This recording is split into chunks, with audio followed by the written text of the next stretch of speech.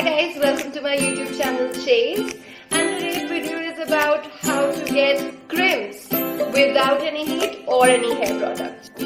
I finished the shooting of all the 3 steps involved in crimping your hair, but एक जो shoot करना भूल गई।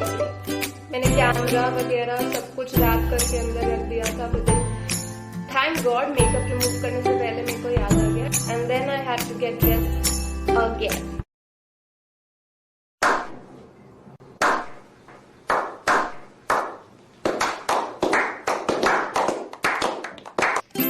Here I am telling you about how to get crimps in your hair without using any hair product or heat. Let's go. Step 1 is to make lots of tiny braids in your hair. Make as many as you can.